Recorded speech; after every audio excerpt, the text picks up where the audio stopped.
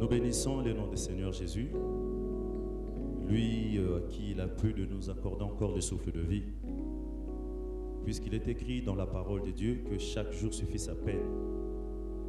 Et le peine d'hier sont passées, et nous croyons encore aujourd'hui le Seigneur a renouvelé sa bonté sur nous, comme les chants que venaient tout à l'heure de chanter. Nous lui disons merci pour toutes les bonnes choses qu'il ne cesse de nous accorder. Je veux que nous puissions lire la parole de Dieu parce qu'aujourd'hui, nous parlerons sur un petit sujet déchargé sur lui. Nous devons décharger sur lui tous nos soucis et nos fardeaux. Nous lisons dans la parole de Dieu, dans les livres de Luc. Mettez-vous debout pour honorer la parole de Dieu. Nous lisons dans le livre de Luc, chapitre 5, 4 à 6. Nous le lisons au nom de Jésus-Christ. Amen. Lorsqu'il eut cessé de parler, il dit à Simon, « Avance en pleine eau et jetez vos filets pour pêcher. » Simon lui répondit, « Maître, nous avons travaillé toute la nuit sans rien prendre, mais sur ta parole, je jetterai les filets. » L'ayant jeté, il prit une grande quantité de poissons et leur filet s'est rompu. Prions le Seigneur.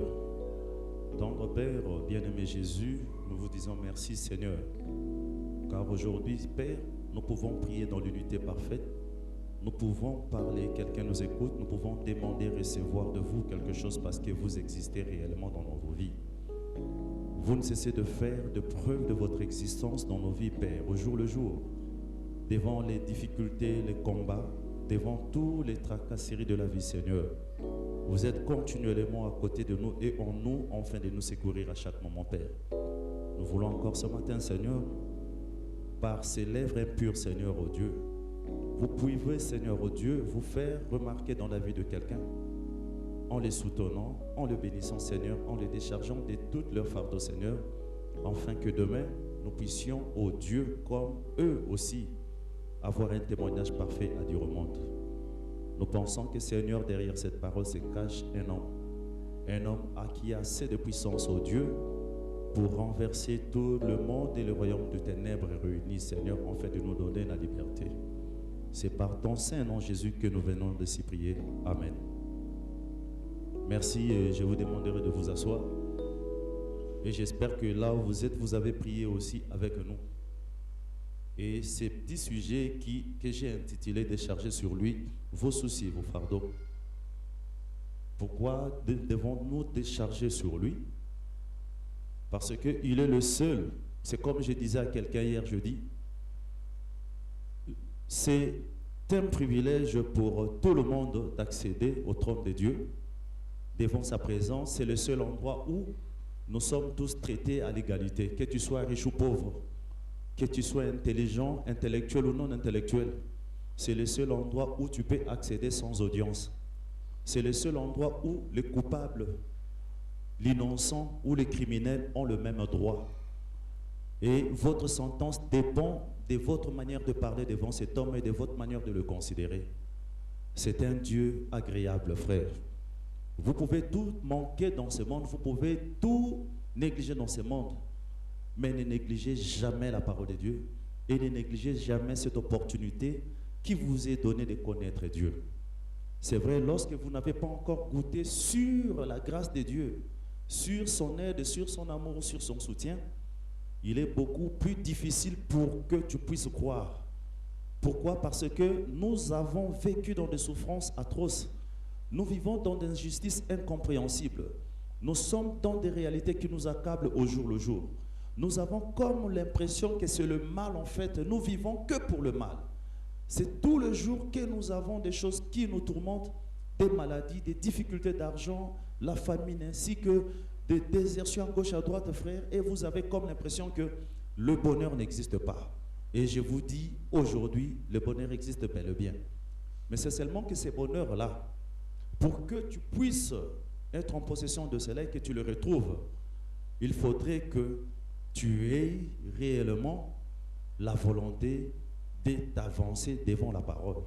Ainsi de libérer ton cœur et d'écouter ce que la parole de Dieu te dit. Et une fois tu commences à mettre cela en pratique, c'est vrai que les épreuves viendront juste pour chercher à t'écarter, à te décourager, mais persévère. Persévère. Aujourd'hui, je suis en train de transmettre une petite expérience parce que vous ne pouvez pas parler de quelque chose que vous n'avez jamais vécu. Vous ne pouvez pas transmettre quelque chose que vous n'avez pas. C'est comme ça que la parole de Dieu elle-même nous dit qu'on ne donne que ce qu'on a. Frère, pour nous, c'était aussi de l'utopie, c'était aussi c'était une histoire en fait lorsqu'on nous parlait de Dieu, qu'il y a un Dieu qui écoute la prière, qu'il y a un Dieu qui bénit, qu'il y a un Dieu qui soutient. Mais frère, quand je regardais la dimension du misère dans laquelle j'ai plongé, dans laquelle je vivais, quand je regardais le mal qui m'arrivait au jour le jour, c'est comme s'il y avait toute une liste établie de mal qui pouvait se succéder au jour le jour dans ma vie. Alors je me disais que Dieu était une histoire, Dieu n'était pas vrai. Dieu ne pouvait pas être une réalité parce que si seulement le Seigneur pouvait être là, il ne pouvait pas me laisser vivre dans les conditions dans lesquelles nous vivons. Frère, mais je vous dis la vérité aujourd'hui, vous ne pouvez jamais trouver Dieu lorsque vous avez large sourire ou lorsque vous mangez bien. Oui, ça peut se faire pour des cas exceptionnels. Mais généralement, lorsque le malheur frappe dans votre porte, sachez que le malheur ne vient jamais s'il n'y a pas une solution qui peut résoudre ces difficultés. J'ai lu un homme, c'est que nous appelons le prophète Branham, il dit ceci, la profondeur, dans une prédication intitulée « La profondeur appelle la profondeur », il dit « Dieu ne pouvait jamais placer les nageoires dans le dos du poisson s'il ne savait pas que ces nageoires-là pouvaient servir à quelque chose, à ce poisson-là. » Et il dit, si Dieu pouvait placer les nageoires dans le dos du poisson parce qu'il savait qu'il y aurait de l'eau dans laquelle où le poisson-là devrait utiliser ses nageoires. Il dit, à chaque moment que vous avez un besoin, sachez qu'il y a une réponse par rapport à ces besoins-là. Vous ne pouvez jamais avoir besoin de quelque chose qui n'existe pas. C'est faux. Si vous avez un besoin, même si vous ne possédez pas la chose, sachez qu'au-delà de ce que tes yeux voient, une réponse en rapport à ton désir existe. Le problème, c'est seulement que tu puisses croire. Ici, je veux parler aux chrétiens qui ont déjà lu la Bible. Regardez un peu, dans cette histoire de Ismaël avec sa mère, lorsque Abraham n'enfantait pas avec Sarah, Sarah a pris pour résolution de donner sa servante Agar à son mari. Et voilà, son mari est allé auprès d'Agar. Ils ont obtenu cet enfant Ismaël. Ismaël qui n'était pas la volonté parfaite de Dieu, qui était la volonté permissive parce que Sarah voulait voir un enfant en train de courir dans le couloir de la maison pour qu'elle puisse se sentir épée en paix. Mais lorsque Dieu, qui accomplit toujours ce qu'il dit, est venu devant Abraham, il lui a parlé, dit, dans cette même période de l'année prochaine, je reviendrai, je te trouverai avec un enfant. Sarah, ironie du sort, il s'est moqué de la parole de Dieu. Dieu, dans sa préséance, Dieu avait déjà connu toutes choses. Sarah étant cachée dans la maison, mais Dieu qui voit tout partout et à tout moment, Dieu a vu que Sarah s'est moquée de sa parole. Et Dieu demande à Abraham, mais pourquoi Sarah rit-elle? Et pourtant, Sarah était cachée. Voilà que Dieu a connu les pensées du cœur de Sarah. Évidemment, à la fin, la parole de Dieu a fini par s'accomplir telle que Dieu l'avait dit. Et quand Isaac est venu, la Bible dit, l'héritier ne peut jamais hériter avec l'esclave. C'est comme ça on a pris le fils de l'esclave, on l'a chassé par suite de demande de Sarah. Et cet enfant est parti avec sa mère, juste avec un petit bidon d'eau et un morceau de pain. Arrivé dans le désert, il s'est fait que l'eau s'épuisa et puis il n'y avait plus le pain. L'enfant avait faim et l'enfant avait soif et sa maman n'avait plus rien à lui donner. La maman, voyant l'enfant était en train de s'agoniser, et cette maman-là a abandonné l'enfant et dit, je dois laisser cet enfant, je ne vais pas voir mon enfant mourir. La maman est allée très loin. Et pendant qu'elle était là en train de pleurer, elle disait à Dieu, la Bible dit, Dieu a écouté le prière et le cri de l'enfant. C'est comme ça que le Seigneur est venu auprès de cette femme qui, ayant cherché l'eau dans le désert, n'ayant pas trouvé, il s'est dit c'était la fin, rien ne pouvait se faire, rien ne pouvait plus se réaliser. Alors, nous nous sommes toujours retrouvés d'une manière ou d'une autre devant une telle circonstance, chacun dans un moment de sa vie, ou chacun d'autre dans plusieurs moments de sa vie. Des situations soi-disant impossibles aux hommes. Et cette femme l'a pleuré. Évidemment, la Bible dit, Dieu est le secours qui ne manque jamais au jour de la détresse. Il s'est fait que quand les seigneurs ont écouté la voix de cet enfant qui agonisait, le Seigneur est allé dire à sa mère, regarde juste à côté de toi, ouvre les yeux et regarde. Quand cette femme qui avait parcouru tout ce territoire-là n'ayant rien vu, il a abandonné l'enfant dans son triste sort devant sa mort. Mais voilà que Dieu qui écoute dans l'invisible, le Seigneur a redonné une vision à cette femme. Il lui dit, ouvre les yeux et regarde à tes côtés. Cette femme-là ayant ouvert les yeux, le même endroit, dans la même position, elle a fait plusieurs tours, mais le puits d'eau était juste à côté, mais cette femme ne voyait pas. Pourquoi? Parce qu'en ces moments-là, il avait simplement les yeux humains pour qu'elle soit limitée dans tout ce qu'il pouvait faire. Malgré tous les courses et les démarches, les yeux humains ne pouvaient jamais l'emmener à entrer dans le monde surnaturel. Alors, le monde surnaturel est donné à ceux-là qui s'abandonnent entre les mains du Seigneur, à ceux-là qui sont limités, à ceux-là qui croient que le monde a tout bloqué et tout résolu pour eux. La solution ne vient plus, ils se décident d'abandonner. Et voilà que cet homme, cette femme, Dieu lui a ouvert les yeux, elle a vu juste à côté qu'il y avait un puits d'eau et elle est allée puiser de l'eau à l'intérieur et puis ayant donné à l'enfant, l'enfant a repris vie, l'enfant est parti. Voilà un peu des petites choses que nous pouvons retenir. Mais il s'est produit encore un autre fait. Et cette fois-là, c'était le tour de celui que nous appelons Pierre. Pierre, il était un grand pêcheur. Il nourrissait sa famille par rapport à ça. Il faisait étudier ses enfants puisqu'il en avait. Il nourrissait sa femme avec tout l'argent de pêche qu'il faisait. Alors un jour, il est sorti. Il est allé pêcher. Il a pêché toute la nuit parce qu'apparemment, les grands pêcheurs disent que pour mieux attraper le poisson, il faut pêcher la nuit. Et il est allé, il a pêché avec ses frères toute la nuit. Malheureusement, ils n'ont rien trouvé et ils se sont décidés de retourner vers le rivage. Quand ils sont retournés, ils attachaient leur barque parce qu'il fallait qu'ils apportent la mauvaise nouvelle aux femmes qu'aujourd'hui nous avons prêché, travaillé toute la nuit, nous n'avons rien trouvé. Frère, chacun de nous, tout celui qui rencontre une difficulté, tout celui qui rencontre un problème, sache que de la même manière que le malheur peut venir vers toi, c'est de la même manière aussi le bonheur vient. Nous, tout celui qui dort la nuit et qui se réveille le matin, peu importe les difficultés, sachez que dans la vie, aussi longtemps que tu ne vis pas toujours la nuit, et que tu vis le jour aussi, sachez aussi que il y a toujours des saisons, il y a toujours alternance devant chaque chose. Si nous avons la nuit, sachez que demain nous aurons le jour. Si nous avons la richesse, sachez que demain il y aura la pauvreté. Si nous avons la pauvreté, sachez aussi que demain il y aura cette richesse. Si vous êtes en bonne santé aujourd'hui, attendez-vous que demain vous puissiez tomber malade parce que c'est ainsi que la vie est conçue. C'est ainsi que le corps humain, Dieu l'a conçu. C'est comme ça que Dieu a établi chaque chose. Alors, cet homme, vu qu'il n'y avait pas le poisson, alors ils se sont dit, rentrons à la maison parce que quand nous attrapions aussi le poisson, on amenait à la maison, on donnait à la famille et la famille se réjouissait.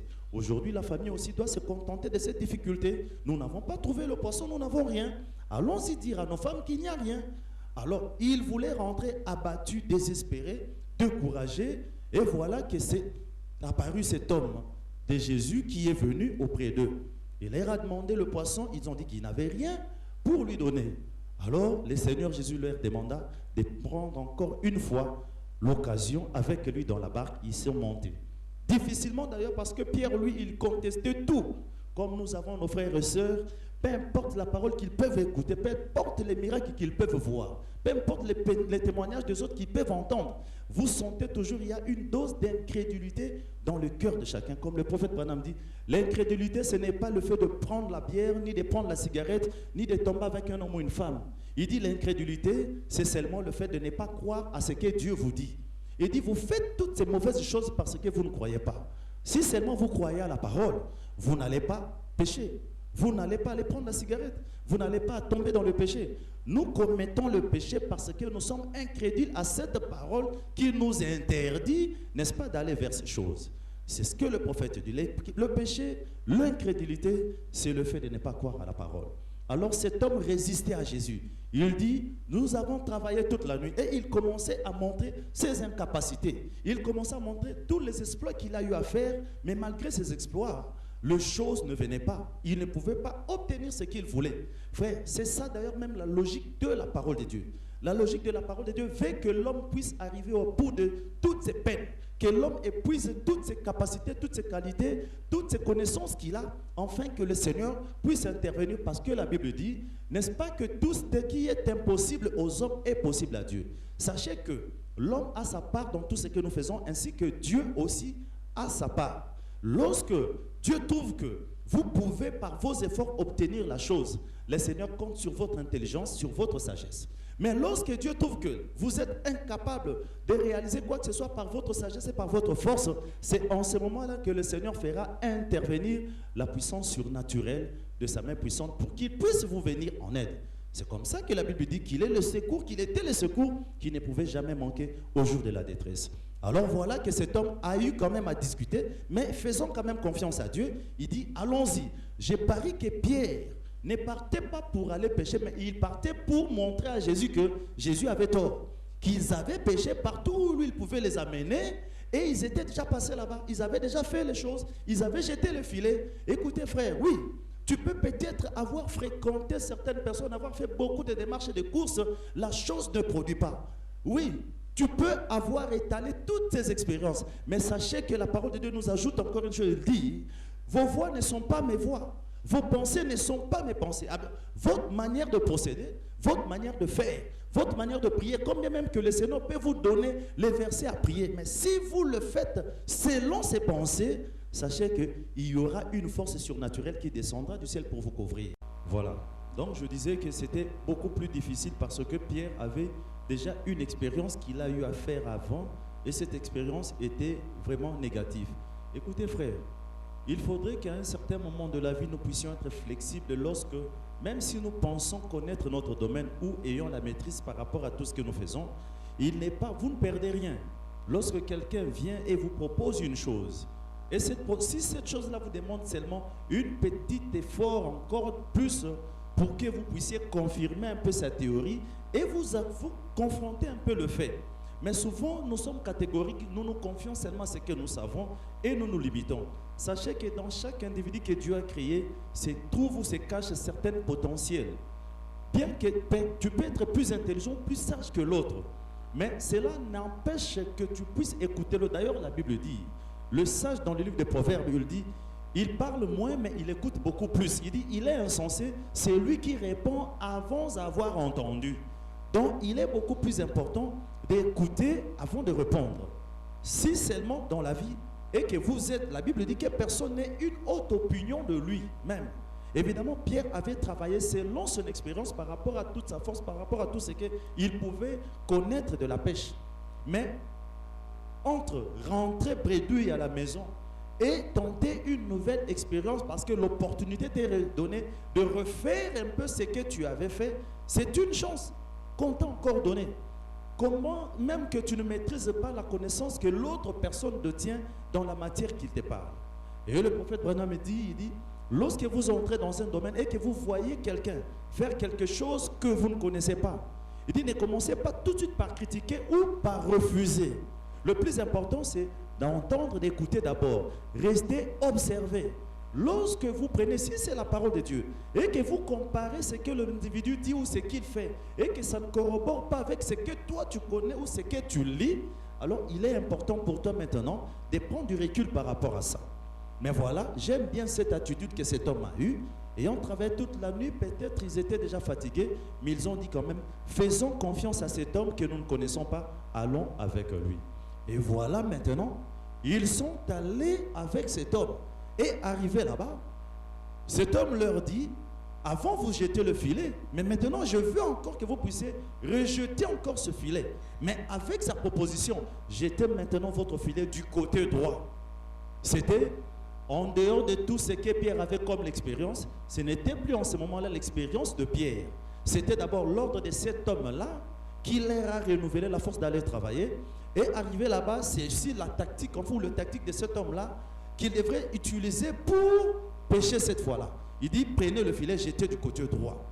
N'ayant même pas posé la question, qu'est-ce qu'on va trouver du côté droit? Il dit, il faisait non pas par rapport à lui, mais il faisait par rapport à ce que cet homme-là ordonnait. Jetez le filet du côté droit. Ayant jeté le filet, la Bible dit, ils ont attrapé tellement du poisson qu'ils ne pouvaient même pas retirer le filet. Et le filet était capable, à peine ça pouvait même se rompre. Frère, et la parole de cet homme a ajouté un plus dans ce que Pierre savait. Je me suis dit, et en rentrant, je crois qu'ils sont rentrés, même auprès de leur famille, avec 2 témoignages. Nous avons essayé, ça n'a pas marché, mais quand cet homme est venu, il nous a dit, non pas par rapport à ce que nous savions, mais on s'est rendu compte qu'une autre expérience nous manquait, une autre solution nous manquait. Mais quand nous avons essayé d'utiliser le conseil de cet homme, en fait, peu importe sa grandeur, peu importe son insuffisance, mais il nous a quand même aidé en nous donnant une idée de continuer de persévérer. Et voici aujourd'hui, nous revenons avec du poisson. Frère, je vous dis et je vous parle des choses vécues, frère. Nous connaissons tous certaines limites. Nous avons tous eu à combattre, nous avons tous eu à espérer. Nous avons planifié et arrangé toutes les choses d'une manière possible à tel moment qu'on ne pouvait jamais prévoir le chèque. Et boum, l'inattendu survint. Dans un angle mort, quelque chose vient et ça renverse tout ce que tu avais fait, tout ce que tu avais planifié, tout ce que tu avais programmé. Vous pouvez voir que certaines personnes ayant fait la même chose dans les mêmes conditions, ils finissent toujours par réussir. Et quand toi tu vas, tu ressembles à toutes ces réalités. Tu fais les mêmes choses dans les mêmes conditions, sauf seulement qu'à la fin, les résultats se différencient. Les autres réussissent, mais toi, tu ne réussis pas. Et malheureusement, on se dit, moi, je n'irai pas là-bas parce que je n'ai pas de la chance dans ces domaines-là. Non, écoutez, frère, nous n'avons pas les mêmes capacités, nous n'avons pas les mêmes potentialités. Mais seulement, vous devrez savoir que dans chaque vie, il y a une histoire. Chacun, nous pouvons avoir tous des vies, mais chacun aura son histoire à lui. Pourquoi? Parce que dans le monde, il y a des réalités. Chacun réfléchit à sa manière. Chacun a son intelligence. Chacun a son degré de savoir, de sagesse. Chacun est éduqué dans une certaine condition. Peut-être l'autre te dit, quand tu vas là-bas, tu tournes seulement. Mais peut-être qu'en tournant seulement, lui tourner à gauche, de la gauche vers la droite. Quand toi tu es parti, tu tournes de la droite vers la gauche. Et en ce moment-là, tu as bien sûr tourné, mais la chose ne va pas fonctionner de la même manière.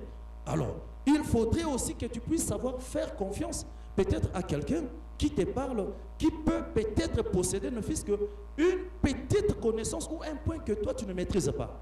Et c'est la chose qui s'est passée en fait dans la vie de Pierre. Évidemment, je regrette beaucoup parce que nous avons, nous les Quinois, notre manière de penser, notre manière de faire. Nous doutons sur tout, nous doutons de tout, nous doutons de tout le monde. Peu importe même dans quel domaine tu n'as pas la connaissance, nous voulons toujours parler. Lorsqu'on te place maintenant devant cette histoire pour exécuter, et c'est en ce moment-là que les gens découvrent réellement si nous sommes capables ou incapables. La Bible nous dit que Pierre a eu à faire confiance. Il dit non seulement à ma parole, mais Seigneur, par ta parole, c'est comme ça que je veux exécuter. Je vous demanderai, frère, vous qui avez aussi tenté plusieurs expériences, essayez aussi de le faire, non pas par rapport à votre expérience, mais ici, je vous montre une expérience qui ne peut jamais échouer, qui ne peut jamais rater. Vous échouez parce que vous essayez. Vous échouez parce que vous ratez. Vous échouez parce que vous amenez votre intelligence dans les domaines spirituels, dans les choses spirituelles. L'intelligence ou la taille de l'homme ne compte pas. Les capacités de l'individu ne comptent pas. Toutes les réalités que les hommes peuvent rassembler pour aller trouver une solution, ça ne marche pas. Les réalités de Dieu sont très séparées, sont très spacieuses des réalités de l'homme. Dieu dit, vos pensées ne sont pas mes pensées, vos voix ne sont pas mes voix. C'est-à-dire la voix de l'homme est toujours différente de la voix de Dieu. La manière de faire de Dieu. Dieu a ses calculs, l'homme a ses calculs. Dieu a sa manière de posséder. Dieu commence par choisir le faible et les ignorants pour amener ces hommes-là à voir sa gloire. Pourquoi? Parce que la Bible dit, Dieu est un tellement Dieu jaloux qu'il n'aime jamais partager sa gloire avec quelqu'un. C'est-à-dire, il peut trouver un homme fort, un homme puissant, et Dieu le laisse. Dieu part choisir quelqu'un à qui personne ne pouvait imaginer, ne pouvait penser, frère. Si nous pouvons nous mettre aujourd'hui debout devant vous pour prêcher la parole, frère, dis-moi qu'est-ce que c'était ma vie, frère. Qu'est-ce que je n'ai pas vécu? Je ne pouvais jamais imaginer qu'un jour, je pouvais me mettre debout en train de parler et qu'il y a des gens qui attendent pour m'écouter. Je ne pouvais jamais me mettre un jour penser que demain, je peux sortir et que les gens peuvent être là en train d'attendre pour m'écouter, pour me recevoir, pour recevoir quelque chose venant de moi après. Hier, je disais à quelqu'un, j'ai été élevé tellement dans une négativité incroyable, frère, que vous ne pouvez... Le destin m'avait préparé, le destin avait tout mis sur mon chemin pour que je sois négatif. Déjà que tu es né dans une famille où tout le monde est mondélé et toi tu es noir. Déjà le négatif commence par là. Et tout le monde, à chaque moment que tu dors, tu te réveilles, on te rappelle combien est-ce que tu es différent des autres. Combien est-ce que tu n'es pas intelligent? Combien est-ce que tu n'es pas fort? Combien est-ce que tu ne seras rien? Donc, on te parle de ton présent et de ton futur dans les négatifs, frère. Éduqué dans la négativité. Oh, hier, je disais à quelqu'un, je dis, écoutez, je suis un champion. Moi, tellement, peut-être vous pouvez me dire, je suis arrogant, je suis impoli, comment? Des fois même, quand il y a le mal qui vient, un péché qui arrive, frère, je peux tomber la tête levée et je me mets debout la tête levée, frère. Pourquoi? Parce que dans mon cœur, quand je suis venu dans le Seigneur, alors quand j'ai commencé à écouter les paroles de Dieu me disaient ce qu'un homme ne pouvait jamais me dire. Les paroles de Dieu me donnaient le contraire de tout ce que je savais de moi, de tout ce qu'on me faisait savoir. Tu es mon amakango, tu ne peux pas être béni. Dieu ne te connaît pas, tu n'es rien, tu ne feras rien, par conséquent tu ne seras rien. Et voilà, aujourd'hui plusieurs personnes échouent dans la vie parce qu'ils ont tellement amassé les paroles négatives des hommes dans leurs oreilles et demain, ils seront négatifs parce qu'ils sont négatifs aujourd'hui. Ils étaient négatifs hier, ils sont négatifs aujourd'hui et demain encore ils seront négatifs. Et la négativité commence à devenir son destin et le terminus de sa vie. Le parcours est s'arrêter et c'est arrêté là-bas, frère.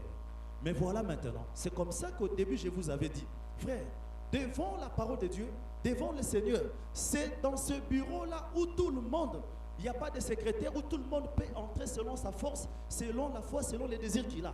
C'est dans le seul bureau, le seul tribunal où les coupables et l'innocent sont au même niveau, frère.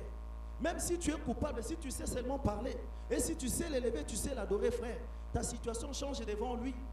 Tu étais entré coupable, frère, mais tu peux sortir innocent devant cet homme. C'est le seul bureau ou le seul tribunal où est le riche et le pauvre. Nous avons tous droit de revendiquer, frère. Nous avons tous droit d'introduire les recours. On te condamne aujourd'hui, mais demain tu peux sortir avec une remise de peine. On signe l'immunité, je ne sais pas comment vous appelez, et le Seigneur vous chasse librement. Et non seulement vous étiez entré coupable, mais vous pouvez sortir innocent et vous sortez avec les bénédictions devant lui, frère. C'est le seul tribunal où il est difficile pour le juge de te condamner par rapport au mal que tu fais si tu sais l'appeler par son nom, frère. Si tu sais seulement savoir ce qu'il veut, si tu sais te soumettre selon sa volonté. Beaucoup de personnes échouent. Pourquoi? Parce que ils font toujours le contraire. Quand Dieu les rappelle, quand Dieu les appelle, quand ils entrent devant le Seigneur, au lieu seulement d'obéir au principe de ce Dieu-là, c'est là où la chose complique. Si Dieu vous donne un principe, obéissez seulement au principe. Et quand vous obéissez au principe, tournez les dos et partez. Mais le plus difficile à nous, c'est quoi? Nous pensons obéir au principe. Nous venons tous devant le Seigneur. Mais quand nous venons devant le Seigneur, nous amenons nos principes. Et quand nous l'écoutons parler, nous acceptons selon nos principes. Et quand nous sortons selon nos principes, mais ayant à l'idée que nous venons devant la face de Dieu, nous avons répondu à la prière. Ça ne marche pas comme ça. Regardez où vient ton échec. Nous pouvons dire, qu'est-ce que Dieu dit dans le livre de... C'est Pierre? Matthieu. Ok. Matthieu chapitre 11, verset 28. Venez à moi, vous tous qui êtes fatigués et chargés, et je vous donnerai du repos. Voilà. C'est le seul Dieu d'abord. C'est comme ça que je vous ai dit, c'est le seul bureau où on appelle le coupable, où on appelle les innocents, où on appelle tous ceux-là qui ont des charges, où on appelle tous ceux-là qui ont échoué, où on appelle tous ceux-là qui ont tenté, ça n'a jamais marché. Il dit, venez vous tous, venez, venez. Mais quand aujourd'hui même dans les ministères, vous pouvez aller pour aller, je ne sais pas, rencontrer le ministre, vous entrez d'abord pour entrer dans le ministre de l'huissier qui vous reçoit, c'est son frère, c'est son coco. Et quand vous entrez dans le secrétariat, c'est sa soeur. Quand vous entrez dans le direcable, c'est son grand frère. Quand vous entrez dans... Jusqu'à ce que le temps que vous arrivez voir le ministre, vous trouvez c'est toute la famille. En fait, vous avez tous les clans là-bas, frère. Et avant d'abord qu'on puisse te recevoir, on te demande ton nom c'est qui. Si ton nom ne commence pas par un K, on te dit, moi, tu n'es pas de notre tribu, tu ne peux pas entrer. Toi, tu vas attendre d'abord de l'autre côté. Et on commence à chercher les lettres alphabétiques pour que vous puissiez recevoir de l'audience, frère. Voilà. Et pourtant, vous avez un dossier qui vous donne le droit de recevoir tout ce dont vous avez besoin. Et là, les hommes commencent à placer des principes. Vous pouvez vouloir ouvrir une entreprise. Le temps d'atteindre là-bas, on vous dit, vous devrez payer le caution ou vous devrez payer le droit, je ne sais pas moi, la commission. Mais venez dans ces bureaux où on vous appelle avec vos irresponsabilités, vos responsabilités, vos fardeaux, vos difficultés, toutes les incapacités que vous avez essayé, ça ne marche pas. Et Jésus, il se met dans son bureau, il dit, venez à moi, vous tous qui êtes fatigués. Vous êtes fatigués de quoi? On vous a cherché du travail, vous avez cherché, ça n'a pas marché. On vous a arraché votre femme ou votre mari, on vous a arraché votre argent, vous dormez dehors, vous n'avez rien à manger. Venez, vous tous qui n'avez rien, venez apporter, venez, venez. C'est comme ça que Dieu, frère, la chose qui m'avait emmené devant le Seigneur, c'était quoi? Beaucoup de difficultés, frère, beaucoup d'insultes. C'était comme si j'étais prédestiné, j'étais le mal incarné dans la chair, frère. Tu dors, tu te réveilles, la misère, tu dors, tu te réveilles, telle misère, frère, après on t'a arraché toutes les fiancées. Tu n'avais droit à rien. On pouvait t'arracher et les pantalons. Tu pouvais acheter, on te donne le cadeau d'un... Un jour, je me souviens, frère, j'ai dormi parce que je n'avais pas quelque chose à me couvrir. Et ni quelque chose comme un nappe pour dormir dessus, frère. Je n'avais pas ça. Je suis allé voir un frère. Ce frère-là m'a donné une petite somme d'argent. Je suis arrivé à Gambela, frère. J'ai acheté, je regarde, un monsieur passait avec des polos comme ça. J'achète ces polos parce que j'avais vu quelqu'un mettre ces polos à la télé. Alors, j'avais toutes mes pensées, frère. Déjà que je ne pouvais pas aller fêter parce que je n'avais pas les habits pour aller à la fête. J'ai développé un principe comme quoi que je n'aimais jamais des fêtes, frère. En principe, même ce que toi tu dis tu n'aimes pas, je sais que tu aimes. Mais seulement que par honte. C'est comme ça, tu sais que tu es dans l'incapacité de faire ça comme les autres. Alors tu as fait de ça un principe, frère. Fais de ça un principe dans la bouche, mais dans ton cœur qu'on fasse autre chose. Je vous dis, c'est les principes, ça fonctionne comme ça, frère. J'ai acheté cet habit, frère. Je suis venu, j'ai nettoyé cet habit, c'était vers 16h. Je mets là-bas. Et j'ai resté à côté. Parce que je savais que c'était l'espoir dernier, frère. Ça pouvait partir à tout moment entre les mains de quelqu'un d'autre, frère. Je devrais veiller. Je regardais. Puisque j'avais tous les rêves étaient sur cet habit. Ça pouvait me permettre d'aller dans une fête, ça pouvait me permettre d'aller voir un ami, ça pouvait me permettre à l'époque de draguer une fille parce que bon, j'étais jeune aussi, voilà. Il s'est fait que on m'a appelé par un ami, il est venu, on a parlé, je suis allé l'accompagner, frère. Je rentre à 18h juste, 18h30. Le temps de faire le tour pour aller récupérer mon polo, faire entrer à la maison, frère. Le polo n'y était plus. Son propriétaire avait pris ses petits partis. Frère, le polo est parti. Mais à peine je viens de perdre ma fiancée, quelqu'un l'a épousé. Mais le polo est parti. Et mais j'étais dans les difficultés d'aller étudier, frère. Mais quel malheur faire. C'est comme s'il y avait tout le jour le bout là, des difficultés de combat dans ma vie, tout le jour, frère. J'ai toujours dit aux gens, j'ai plusieurs raisons qui peuvent faire à ce que je ne prie pas, frère. Mais j'ai rencontré un jeune homme qui prêchait la parole. Et une fois, quand il a lu ce verset, il dit, le Seigneur dit, venez en moi, vous tous qui êtes fatigués et chargés. Je voulais comprendre, j'ai lui demandé, être fatigué et chargé, ça veut dire quoi? Il dit, si tu n'es pas aimé dans ta famille, tu peux venir. Ah, j'ai dit, hey, là je suis déjà. Il dit, mais voilà, si tu n'as pas de l'argent, tu ne manges pas, tu peux, c'est ça. Ah, j'ai dit, ah, là je suis. Il dit, mais voilà, si tu n'as pas d'habitude, il dit, je suis. J'ai dit, mais moi j'ai beaucoup de sujets. Il dit, c'est ça d'ailleurs. Beaucoup de sujets, il faut venir parce que tu as beaucoup de sujets. Oh, frères et sœurs, je sais que vous avez beaucoup de sujets. Vous en avez tellement beaucoup. Et je vais vous montrer l'endroit où aller. Il dit, venez en moi, vous tous qui êtes fatigués, chargés, je vous donnerai du repos. Je vous donnerai du repos, frère. C'est-à-dire, comment est-ce qu'on peut être fatigué et chargé? Ça veut dire, excusez-moi, je sors un peu en dehors du cadre de caméra, je prends ceci. J'étais fatigué et chargé. J'avais mes paniers de problèmes sur la tête et l'autre sur le bras, frère. Je pouvais réveiller à tel moment que, d'ailleurs, même quand je dormais comme toi, tu es là, tu n'as pas besoin même de réfléchir sur le sujet de prière parce que même ta vie, quand tu regardes, c'est un sujet de prière.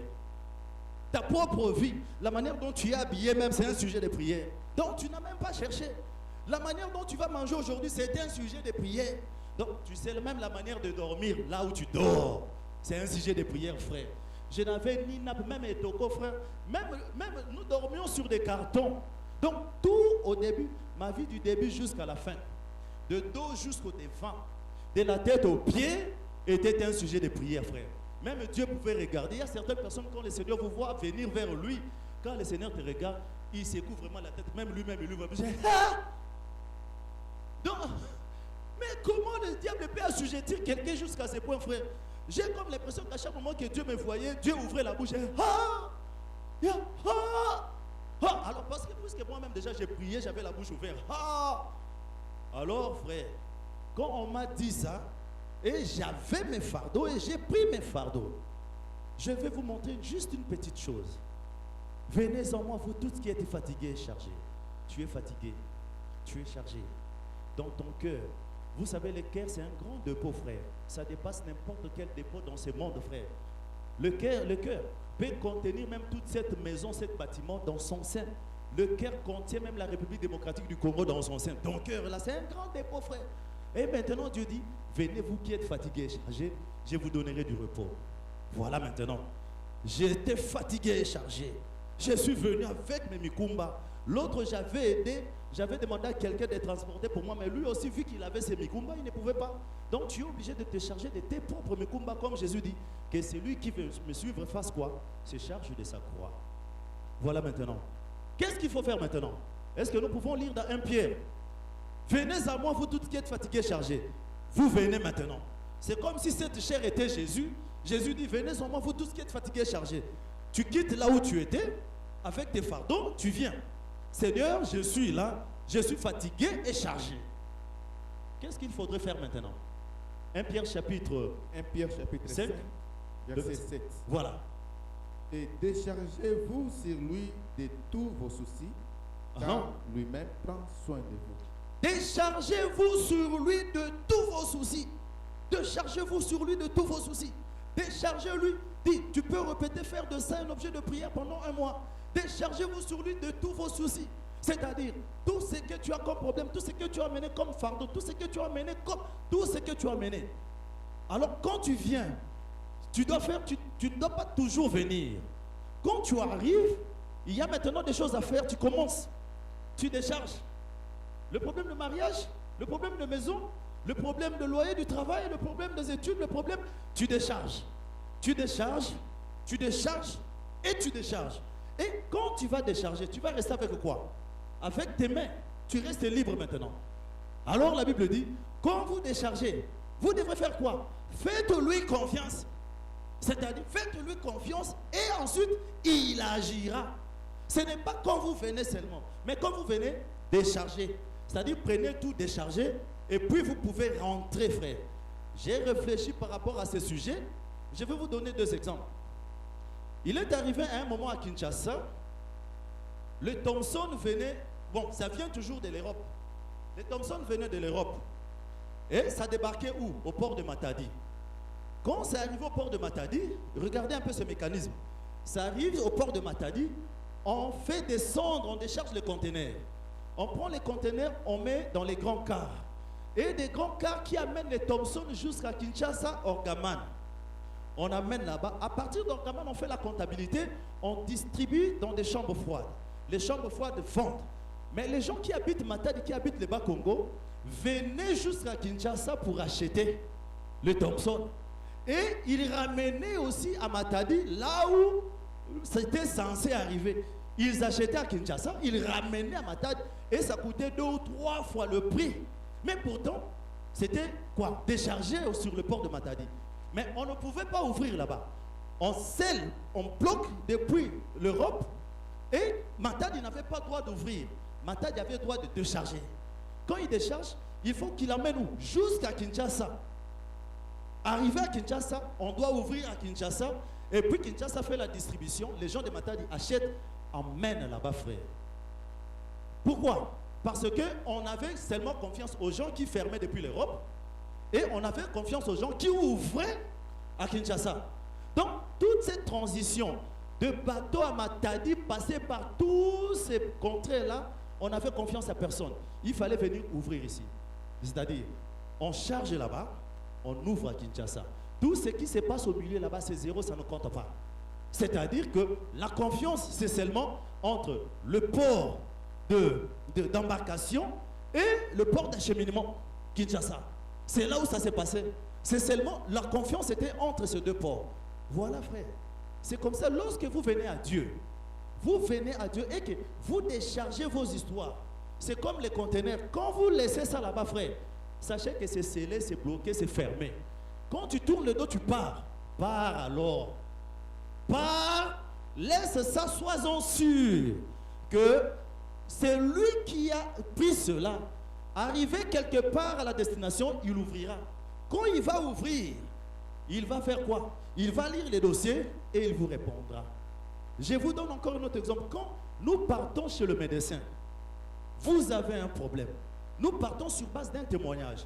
Le témoignage du médecin ou le témoignage de l'hôpital. Quand tu arrives là-bas, tu n'as jamais été opéré, tu n'as jamais été touché. Mais vu la douleur, les souffrances que tu as, tu pars quand même consulter ce médecin, tu payes l'argent. Il te consulte, il dit tu as un problème. Il diagnostique l'opération. Tu meurs dans le cerveau ou bien quelque chose. Mais voilà, maintenant, il commence à t'expliquer. Maintenant, il faudrait l'opération, tu dois me donner autant. Voilà, je dois t'emmener, on doit t'opérer, tout ça. Qu'est-ce que nous faisons? Nous rentrons, nous rassemblons l'argent. Quelqu'un que tu ne connais pas. Tu ne connais pas les compétences. Mais tu as entendu les témoignages. Que tu sais qu'il a opéré plusieurs personnes et ça a réussi. Mais sachez que le médecin là, il a le pouvoir de t'opérer, mais il n'a pas le pouvoir de la vie. Il a le pouvoir de diagnostiquer, mais il ne peut pas créer cette chose-là. Lui, il étudie le corps. Mais celui qui a créé le corps, tu n'as pas confiance en lui, mais tu as confiance à celui qui étudie le corps. Tu arrives, tu lui donnes l'argent et tu acceptes à aller te faire opérer et tu montes sur le lit, il te met l'anesthésie. Pourquoi? Pour que tu ne sentes pas les douleurs et les souffrances pendant qu'il va être en train de te couper en morceaux jusqu'à ce qu'il puisse t'opérer, qu'il termine. Tu fais confiance à cet homme. Ça peut ou ne pas marcher cette opération, mais tu fais quand même confiance. Tu arrives, tu es agonisé, et puis voilà, il t'opère, tu te réveilles, tu as de plaies, tu as de fils autour de toi, et on te dit, on a déjà élevé la chose. Mais vous faites confiance à ces gens-là. Mais c'est lui qui a le pouvoir, qui t'a créé. C'est lui qui te garde. C'est lui qui te donne le souffle de vie. C'est lui qui a le pouvoir de la vie et de la mort entre ses mains. Mais quand vous venez avec vos problèmes devant lui, mais plusieurs nous venons avec devant lui. Quand nous arrivons, nous déposons les problèmes. Nous parlons, mais qu'est-ce que nous faisons? Quand nous rentrons, deux fois par manque de confiance, nous oublions que nous ramenons avec nous. Alors quand tu arrives chez toi, tu commences à dire, j'ai prié beaucoup pour cette histoire, mais je vois que ça marche. Tu recommences encore à dire aux gens la chose que tu étais allé déjà déposer. Frère, les Thomson, quand c'est déjà ça, déjà quitté l'Europe, on ne peut plus débarquer. Si ça arrive à Matadi, ça ne rentre plus, frère. Et quand vous allez consulter le docteur et il vous lui donne l'argent, vous vous abandonnez, que tu meurs sous l'opération, sous l'anesthésie, il ne rembourse pas l'argent. Il va trouver une excuse pour toi, c'était l'erreur de fonctionnement. Mais voilà maintenant les difficultés avec le chrétien. Nous venons chez Dieu, nous déposons les problèmes. Le prophète dit, quand vous déposez les problèmes comme ça, quand vous partez, oubliez ça. Passez à autre chose. Passez à autre chose, marchez, créez, montez, partez, faites votre vie. C'est lui qui avait amené le conteneur à, comment on appelle, à Bruxelles là-bas. Il dépose, on signe des dossiers, lui il s'acquitte, il part. Son témoignage qu'il a seulement c'est le dossier. Il part. Toute la manitance, tout ce qui va se faire jusqu'à ce que ça arrive à Kinshasa. Kinshasa, on va seulement lui renvoyer les dossiers. Lui, il attend. Manitance, tout ce qui va se passer là-bas, tout ce qui se fait dans les parcours, ça ne le concerne pas. Lui, il attend récupérer la marchandise. C'est comme ça que Dieu dit. Venez en moi, vous tous qui êtes fatigués, chargés. Quand vous venez, vous dites à Dieu tous vos problèmes. Vous dites à Dieu tous vos problèmes. Et puis quand vous quittez, oubliez cette histoire, considérez ça, c'est réglé. Partez. La Bible dit, décharge-toi, enlève tout, dépose. Quand tu sors, oublie. C'est-à-dire, la chose est déjà réglée. Pars. C'est ça la foi. C'est une ferme assurance des choses qu'on espère et une démonstration de celles qu'on ne va pas. Je démontre comment.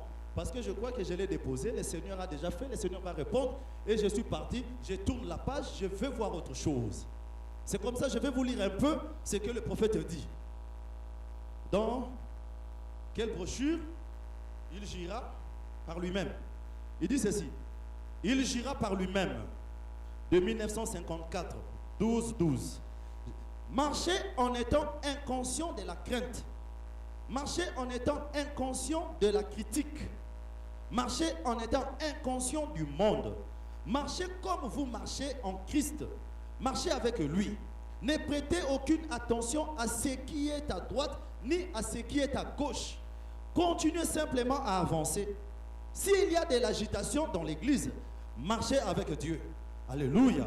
Si la maladie vous frappe, marchez avec Dieu. Si les voisins ne vous aiment pas, marchez avec Dieu. Continuez simplement à marcher avec Dieu.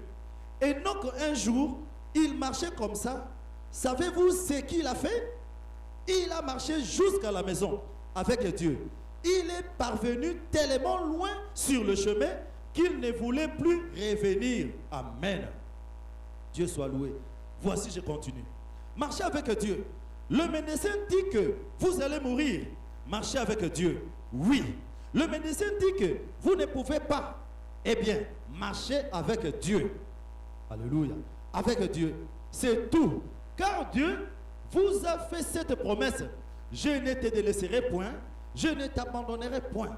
Je ne serai avec toi jusqu'à la fin du monde.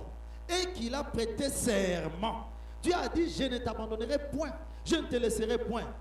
Cette alliance qu'il vous a donnée, il a juré. Il la confirmerait. Alors, marchez simplement avec Dieu. Vous aurez vos hôtes et vous aurez vos bas. Ne vous inquiétez pas. Vous devrez traverser le buisson de ronces. Marchez marchez sur de pierres et cuire. Franchir des escarpades, descendre des collines, gravir des montagnes, traverser des eaux. Mais marcher avec Dieu, oui monsieur.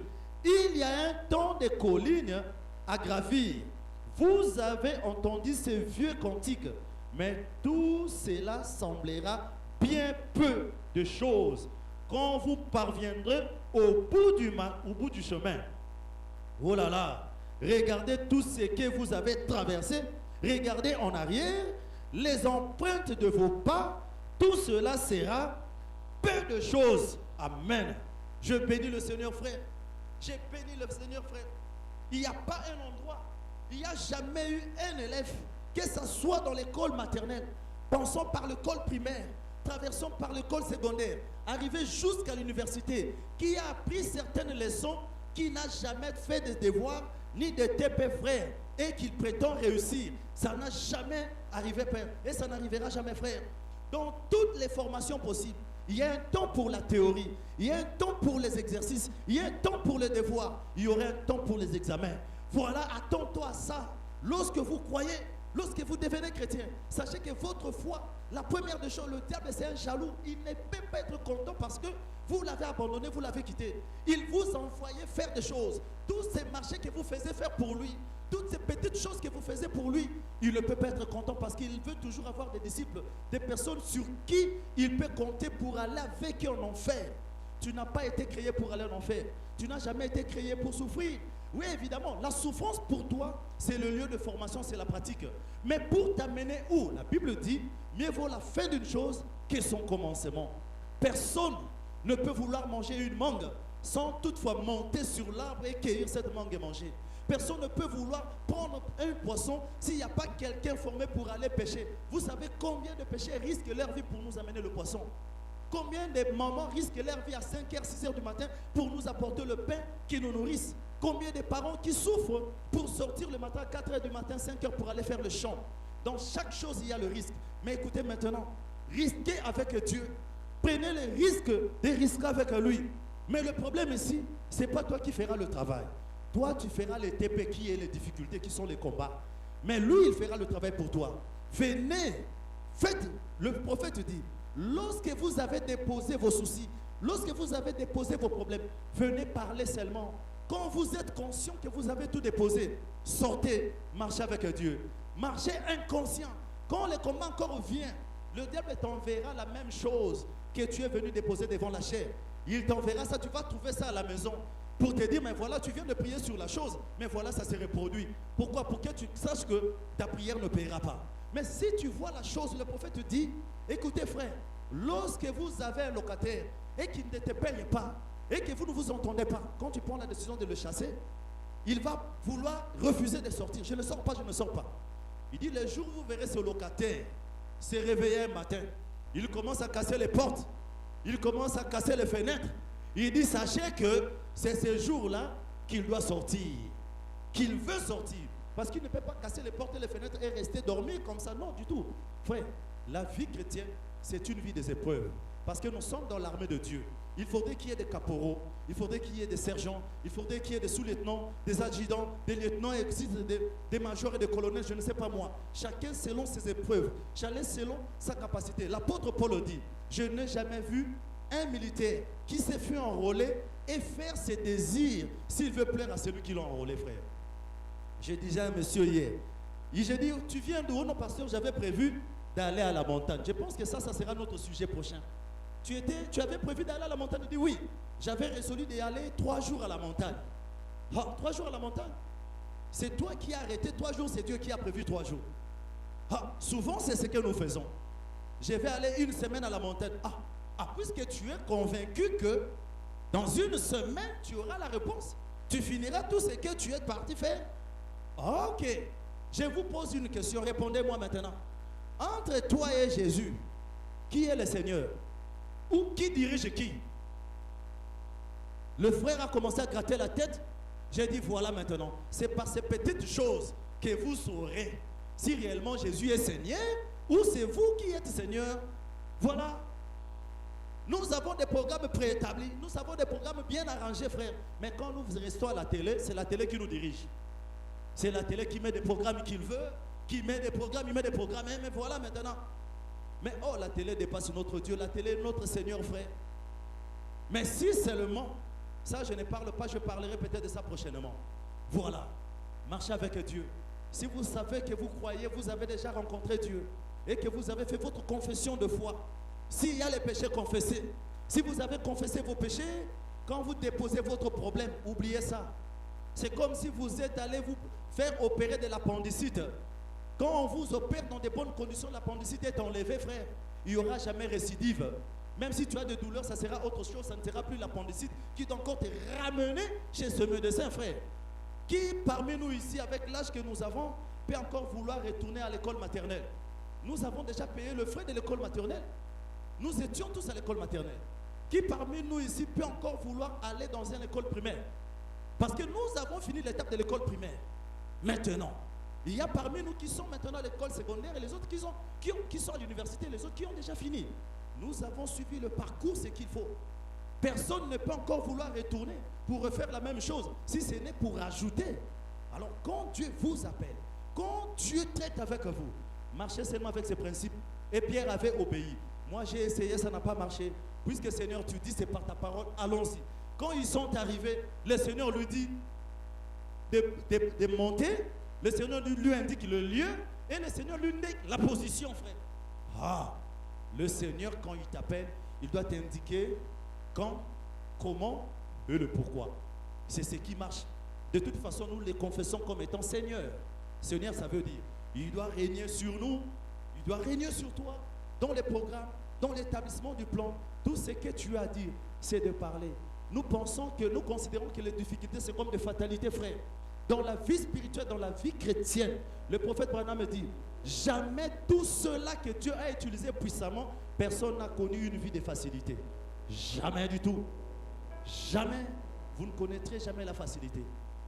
Pourquoi? Parce que Dieu lui-même, quand il a appelé Moïse à faire sortir les enfants d'Israël de l'Égypte, le Seigneur avait placé 5 nations. Les Amoréens, les Étiens, les Éviens, le ceci. Pourquoi il dit? Je les ai placés devant vous pour vous éprouver. Parce qu'à chaque moment, puisque Israël c'est un peuple guerrier, il devrait avoir à faire des exercices. Leur terrain d'entraînement, c'était les Amoréens. Les Philistins ont payé seulement le prix qu'Israël a accumulé les entraînements avec les Amoréens, les Étiens et les Éviens. Parce qu'ils savaient se battre. Dieu savait que son peuple devrait savoir se battre.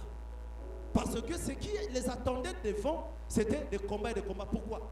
En cette période ici, nous vivons le règne de David, c'est-à-dire un enfant de Dieu. Nous ne sommes pas dans le règne de Salomon. C'est l'onction de David, l'onction de conquérir, l'onction de se battre, l'onction de gagner, l'onction de gagner des territoires, d'annexer des pays. C'est comme ça qu'il est dit, je vous donnerai la possession de la porte de vos ennemis. C'est-à-dire, c'est lui qui croit à l'onction de David, doit avoir son épée en main, doit avoir son carquois, doit avoir le front entre lui. Et quand vous marchez, marchez en guerrier. Même si vous tombez aujourd'hui, relevez la tête. Même si ça ne marche pas, relevez la tête. Dites que je suis un guerrier. C'est l'onction. Ce n'est pas ton onction. Ce n'est pas ta force. C'est l'onction de Dieu. C'est la force de Dieu. Tout ce que tu es, tu n'es qu'un pion que le Seigneur est en train d'utiliser. Accepte dans toutes les conditions qu'il te met. Dans toutes les paroles qu'il te dit. Accepte cela. Toi, dis oui et amen et avance. Et tu verras. Tu es dans la loi de la conquête. C'est l'onction de David qui conduit l'église en ce moment. Pourquoi? Nous devons posséder le terre. Nous devons nous battre. C'est comme ça que David avait compris. Il dit, tu exerces mes mains au combat, ainsi que mes doigts à la bataille. Mais Salomon ne pouvait jamais dire ça parce que Salomon, c'est le millénaire. C'est le règne de paix. Oui, il n'y aura pas de transgression, frère. Nous sommes dans l'époque où le sang est en train de couler. Pourquoi Dieu refusait à David de lui construire une maison? Pourquoi? Parce qu'il avait le sang dans ses mains. Qu'est-ce qui nous sauve aujourd'hui? C'est le sang. Nous avons le sang entre les mains. Tout celui qui n'a pas le sang n'est pas le fils de Jésus, n'est pas le fils de Dieu, n'a pas reçu la rédemption par le sang.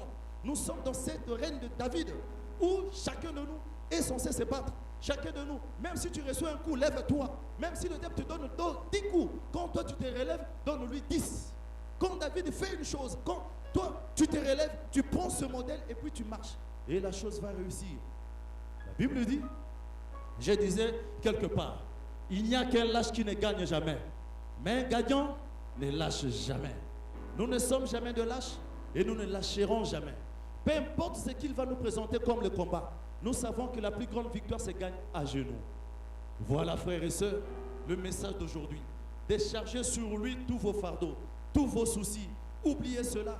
Quand vous venez déposer cela, priez pour ça. tournez le dos, considérez ça comme fait. Parce qu'il dit, quand vous demanderez quelque chose, croyez que vous l'avez reçu et vous le verrez s'accomplir. Le Seigneur nous donne tout. Le diable, c'est seulement le jeu de foi qu'il fait. Utilise la force qui est en toi, la victoire, la divinité qui doit se réveiller en toi. Le super supra, c'est-à-dire l'homme et le divin mélangés, ça produit le surnaturel. Tu es surnaturel. Marche en disant que je suis. Même si tu viens de pécher, même si tu tombes, même si relève-toi, dis je suis un enfant de Dieu. Le diable ne peut jamais peser dans ma conscience. Tout ce qu'il veut, c'est surcharger votre conscience afin que vous ayez peur. Vous ne puissiez, parce qu'il a peur de vous. Quand il vous regarde, il voit le feu qui s'allume en vous. Quand il vous regarde, il voit l'escorte des anges qui vous conduisent. Et maintenant, il dit, qu'est-ce que je dois faire? Parce que les anges ne peuvent venir que auprès de celui qui croit et qui a la foi, qui est déterminé qu'il est fils de Dieu, ainsi que toute armée céleste est autour de lui. Voilà pourquoi il peut venir pour vous perturber, pour vous bouger, pour vous envahir. Quand vous avez peur, vous chassez l'onction de Dieu ainsi que les anges autour de toi et vous marchez seul. Vous perdez la victoire. Ayez les pensées qu'avait Élisée quand Géasi lui avait dit, voici les ennemis sont autour de nous, ils nous ont entourés. Quelle était l'attitude d'Élisée? Il dormait les yeux fermés, les jambes allongées. Il dit, Seigneur, oh, si tu peux lui ouvrir les yeux, qu'il voie un peu ceux qui sont avec nous. Frères, voyez, regardez dans le surnaturel. Ne regardez pas sur ce que vous voyez. Ne regardez pas sur ce que vous comptez. Vous avez compté vos combats, vous comptez vos défaites, vous comptez vos difficultés. Vous avez terminé et les doigts de la main, les doigts du pied, et vous n'avez plus de doigts pour compter. Vous vous enlacez, vous fatiguez, frère. J'essayerai, je réessayerai, je referai. Et ma vie se résume en frère. Et je le ferai. J'ai dit à quelqu'un, je combattrai jusqu'à la mort. Et je crois que je finirai mon histoire par vous dire ceci, frère. Je mourrai la parole de Dieu dans ma bouche. Je mourrai la Bible en main, frère. C'est le seul âme, la seule âme que Dieu m'a donnée. C'est le seul promesse. C'est là où se trouvent les promesses, frère. Mon testateur est vivant. Mon testateur, frère, il est mort. Il a fait le testament. Je me suis engagé. J'ai ça entre mes mains. Tu as ça entre tes mains. Il t'appartient. Au testateur, il t'a donné. C'est à l'héritier d'exécuter maintenant. Le testateur est parti. C'est à toi maintenant d'exécuter. Le Père ne se réveillera plus pour venir discuter le testament à ta place. Il a déjà mentionné, il a signé, il a mis ton nom. C'est à toi maintenant de te mettre debout, de dire que ce soit la dictature. Mon testament est adapté par rapport à la dictature. Que ce soit la démocratie, mon testament est adapté à la démocratie. Et mon testament est adapté à toutes les conditions de la vie que le Seigneur me donne. Que Dieu vous bénisse. Merci. Gloire à Dieu. Il est merveilleux. Je me sens bien et je me sens mieux. Je me retrouve maintenant, Seigneur, je sais. Est-ce que je peux encore dire un mot, Seigneur, pour quelqu'un? Car, oh Dieu, quand quelqu'un parlait comme ça, moi aussi je l'écoutais, je me disais, cet homme, c'est un fantôme. Est-ce que des choses qu'il a dit, il l'a vu seulement? Je ne pensais que c'était seulement de mythes, Père, c'était des proverbes, Père. Mais, oh Dieu, quand j'ai pris la décision, tu m'as dit, Seigneur, tu ne m'as jamais dit que le chemin sera facile, mais tu m'avais dit que tu ne m'abandonnerais jamais, que tu ne me délaisserais jamais. Tu ne m'as jamais dit que ça sera facile. Et voilà, quand j'ai accepté comme Jésus, Seigneur, quand il a vu la passion de sa mort, il a dit, Seigneur, ne peux-tu pas éloigner cette coupe de moi? Mais enfin, quand il a compris que tu es avec lui, que tu ne l'abandonnerais jamais, il a dit, Seigneur, que ta volonté soit faite. Oh Père, peux-tu permettre à quelqu'un aujourd'hui de dire encore que ta volonté soit faite? Peux-tu encore élever ce cœur qui est abattu? Peux-tu encore redonner l'espoir à cette âme, Seigneur, qui est dans l'amertume? Peux-tu encore, Seigneur, manifester un signe en faveur de ces peuples qui veulent voir de signes et qui veulent croire? Seigneur, je te prie, oh Dieu, car je sais que c'est ta parole que nous avons prêchée. Nous avons commencé comme une petite sémence, mais aujourd'hui, tu fais que nous puissions devenir comme une petite rejeton, Seigneur. Parce que nous voyons des arbres élevés au devant de nous. Ils ont tous passé au travers de feu. Ils ont tous passé dans l'eau. Mais aujourd'hui, Père, leur vie nous sert de témoignage. Que cette parole soit un témoignage pour quelqu'un ce matin. S'il y a quelqu'un souffrant, Seigneur, par rapport à une maladie, s'il y a quelqu'un qui est lié par rapport à une oppression, s'il y a quelqu'un qui vient de perdre quelque chose, qui voudrait retrouver la chose, s'il y a quelqu'un qui espère en ta victoire, Seigneur, oh Dieu, je te prie au nom de Jésus-Christ, Père, de descendre encore ce matin dans sa maison, dans sa chair, Seigneur. La meilleure expérience, c'est ce que la chair fait avec la parole. Oh Jésus, Tu es le même hier, aujourd'hui, éternellement, Seigneur. Le Dieu de ces saints hommes qui nous a prêché le 7e ange et ainsi que la 7e église, Père. Je te prie maintenant, je chasse toutes les maladies, j'anéantis toute autorité du diable. Seigneur, je déclare la santé ainsi que la bonne vie, Père, ainsi que la prospérité, Seigneur, et l'unité, Seigneur, par le nom de Jésus-Christ. J'ai ainsi prié. Amen. Merci beaucoup, que Dieu vous bénisse. Je crois que nous allons nous revoir prochainement par la grâce de Dieu. Que le Seigneur vous assiste au nom de Jésus. Amen.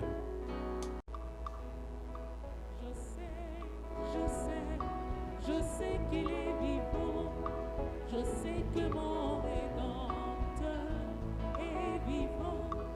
Et que le Saint-Esprit, c'est le sceau de la promesse. Oh, oh.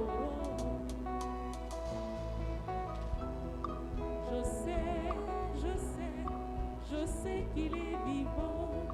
Je sais que mon Rédempteur est vivant. Et que le Saint-Esprit, c'est le sceau de la promesse. Oh. Vivant, il m'aima. Mourant, il me sauva. Enseveli, il emporta mes péchés au loin. Ressuscitant, il me justifia à jamais pour être libre. Un jour il va venir, oh quel jour glorieux. Un jour il va venir, oh quel jour glorieux. Quand la bataille sera terminée, les Bibles seront fermées. Nous déposerons nos âmes et nous voyagerons comme les pensées dans les airs. Et moi je sais qu'il est vivant. Je sais que mon Rédempteur est vivant. Et que le Saint-Esprit, c'est le sceau de la promesse. Oh, oh.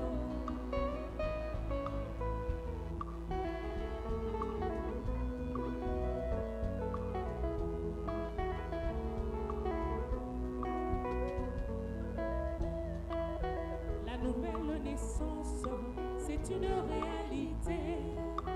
Le baptême de feu, c'est une réalité. L'enlèvement, c'est une réalité. Le 7e sceau, c'est une réalité.